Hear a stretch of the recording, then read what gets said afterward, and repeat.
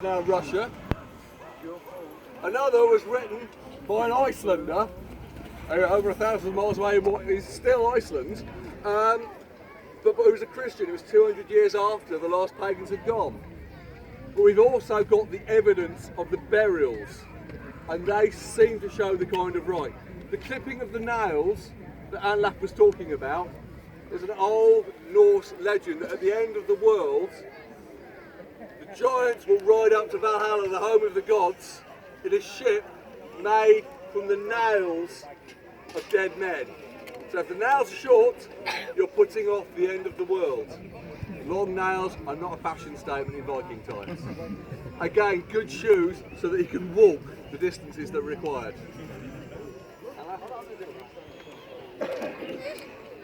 Preparations are done, and now comes the time when we send him on his way to meet his ancestors so he can feast with them in the halls. But he must brag and tell them what he achieved in this world. And this will be shown by the grave goods we send him with. Your head is fallen, our friend lies here.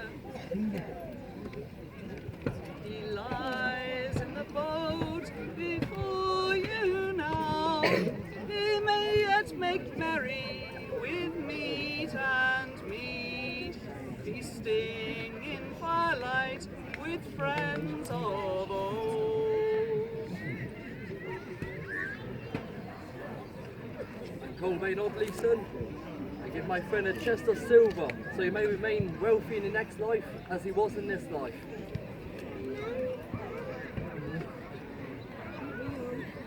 One of the problems we have with the archaeology is what survives in the ground. This box, wood and metal. Some ground in this country is very good at preserving wood.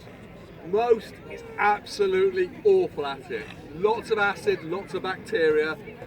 1100 years, they'll munch through that wood, and all you'll be left is the rusty hinges. If what's inside is perishable, that will be gone. The same for the boat. Sometimes all you ever find are lines of rusty nails to tell you what's there. It makes it quite difficult for us as archaeologists, as historians, to work out what's going on. We have to be very careful. And one of the other problems, of course, is there were valuable stuff in the mounds. Everybody knew that, and people would go digging in them for the last 1,000 years, right up till Victorian times, just to find out what was in there. Sometimes, if you're lucky, you get bits of stuff. Who else here honours Yorick? I am Athelwold, and I give him the gift of the one true God. Banging on about that again. May he find his way to the gates of heaven. It's one of the wonderful myths that there is, that there was this pagan versus Christian argument. And there was, but mostly it was an argument conducted with words. Many Vikings were happy to stay true to their pagan origins and yet would nod to Christianity and add it to their list of the gods that they already had. Thor, Odin, Frey. I know not if Yorick followed this white Christ much, but if he wishes to add this to yet another god, then why not? Who else here honours Yorick? My name is Halfdan. I bring him his favourite cloak, so that he'll stay warm and comfortable forever. Now here we have one of the things that makes members of our society go, ooh, because on this cloak, bits of it are touching metal. The wool the cloak's made out of will go. It will disappear, apart from where it touches metal. And there, as the metal corrodes, the impression of the weave will stay. And that is all we will have to base most of the clothing you'll see us wearing on. Textile impressions. The wool will go, the linen will go, it's just what's left over in the rust that we're having to work on. Good cloak will see him well in the afterlife. A fine weave it is too. Who here honours Yorick? I am Svartgeir Thorvald's son. I bring him his spear and his shield, so that he may continue fighting as he did in this life. The spear, the shield, and the sea axe mark him out as a warrior. It's very common, Viking graves, to find either a spear or a shield, sometimes both. By putting this in, they're showing his status, they're showing his power. It's a deliberate statement. Now Yorick can hold his head high in the mead hall with his ancestors and show them how he fought in life. Who else here honours Yorick? I am Gunnar Borstison. I fought by Yorick for the years he lasted as a warrior. I bring him his favourite game, so he may remain a player in the next life. We find these gaming boards all over the northern world. Some, like this, scratched or burnt into the surface. Some, much more cruder, carved into a barrel top. And very few ornate. No television, of course, storytellers, singers, and the games that they would have played. This game, Nine Men's Morris, is still played today. I'm still rubbish at it. As was Yorick, to be honest. But nevertheless, I'm sure he can bore his ancestors in the afterlife with it. Perhaps you've got time to practice now, Yorick. Who else here honours Yorick? My name is Roll. I honour Yorick with this sword. May he vanquish his enemies in the afterlife as he did in this sword.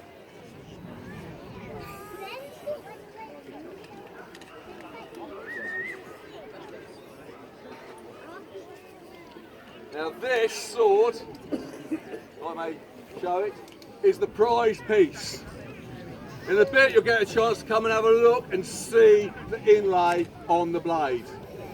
It serves no practical purpose, it doesn't make the blade sharper or faster, but what it does is it just shows again this man's power. And by putting it in this grave, it's consumption, it's showing we, the family, can afford to send this man off with the best.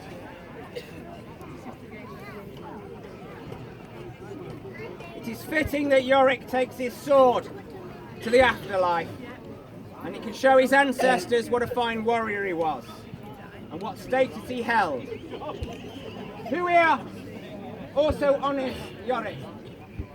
My name is Ermenlaf the Englishman. Yorick taught me many songs of his gods, and I leave him my lyre so that he may torment his ancestors. He doesn't lie there. Terrible player.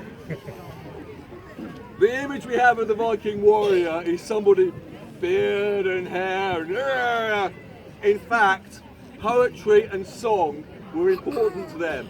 In a culture which didn't write things down very much, the ability to tell a story, especially tell your own story, is how you live on after you are dead. He was a good poet, to be fair. I'll give him that. What about the slave girls from the market? Was a particular favourite of mine, but anyway. Who else here honours Yorick? I am Halla. I bring him his war dogs.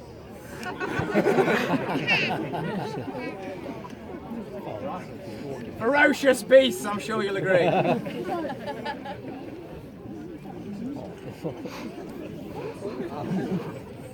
It's actually something that we find a little bit strange, but animal sacrifice was a well-known part of Viking ritual.